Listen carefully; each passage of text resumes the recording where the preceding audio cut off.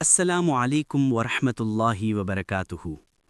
پیارے دوستو، ایک سبق آموز داستان تمہیں سناتا ہوں، غور اور توجہ سے سنو۔ بنی اسرائیل کے ایک عبادت گزار کا قصہ ہے کہ وہ کھیتوں میں کام کرتا تھا۔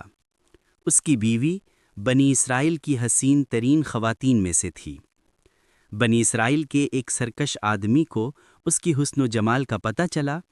اس نے ایک بوڑھی کٹنی کو اس کے پاس یہ کہہ کر بھیجا کہ اس عورت کو ورغلانا اور کہنا کہ تو اس جیسے کسان کے ساتھ رہ سکتی ہے؟ اس کی بجائے اگر میرے پاس ہوتی تو میں سونے کے گہنے تجھے لاد دیتا، ریشم کی پوشاک پہناتا اور خدمت کے لیے لونڈی اور غلام مقرر کر دیتا۔ جب یہ باتیں کٹنی کی زبانی اس عورت کے کانوں میں پہنچیں اور رات کو شوہر گھر پر آیا تو اس نے نقشہ بدلا ہوا پایا۔ اب تک بیوی اس کے سامنے کھانا چن دیتی تھی، آج اس نے ایسا نہیں کیا۔ اس کا بستر لگا دیتی تھی، آج بستر بھی نہیں لگایا۔ شوہر نے جو یہ دیکھا تو کہا، اری پگلی، یہ کیا طریقہ ہے؟ اب تک تو میں نے ایسا نہیں دیکھا۔ اس نے کہا، صورت تو وہی ہے۔ شوہر نے کہا، اچھا تو کیا میں طلاق دے دوں؟ اس نے کہا، ہاں۔ شوہر نے اسی وقت طلاق دے دیا۔ تب اس عورت نے اس سرکش سے نکاح کر لیا۔ رات میں جب وہ تخلیے میں اس سے ملنا چاہا اور پردے گرا لیے تو مرد اور عورت دونوں اندھے ہو گئے۔ مرد نے ہاتھ بڑھا کر اس کو چھونا چاہا تو اس کا ہاتھ سوکھ گیا۔ عورت نے بھی چھونے کے لیے ہاتھ بڑھایا تو اس کا ہاتھ بھی سوکھ کر کانٹا ہو گیا۔ دونوں گونگے بہرے ہو گئے اور ان کی شہوت سلب ہو گئی۔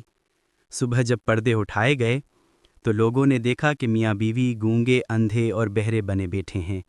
تب ان کا قصہ بنی اسرائیل کے موجودہ پیغمبر کو معلوم ہوا۔ آپ نے خداوند قدوس سے حقیقت حال معلوم کرنا چاہا تو اللہ تعالیٰ نے فرمایا، میں ان دونوں کو ہرگز معاف نہیں کروں گا۔ کیا دونوں یہ سمجھتے ہیں کہ کسان کے ساتھ انہوں نے جو کچھ کیا مجھے اس کا علم نہیں ہے؟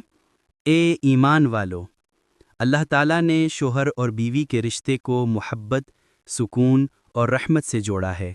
قرآن کہتا ہے، وَجَعَلَ بَيْنَكُمْ مَوَدَّةٌ وَرَحْمَةٌ، یعنی اللہ نے تمہارے درمیان محبت اور رحمت رکھی ہے۔ بس محبت کو عام کرو، نفرت کو نہیں۔ دلوں کو جوڑو، جدائی نہ ڈالو، اور ہمیشہ یہ یاد رکھو، جو دوسروں کے گھروں کو جوڑتا ہے اللہ اس کے دل کو ایمان کی نور سے بھر دیتا ہے۔ اللہ تعالیٰ اس پر عمل کرنے کی توفیق عطا فرمائے اور دائمی راحت و خوشی نصیب فرمائے۔ والسلام۔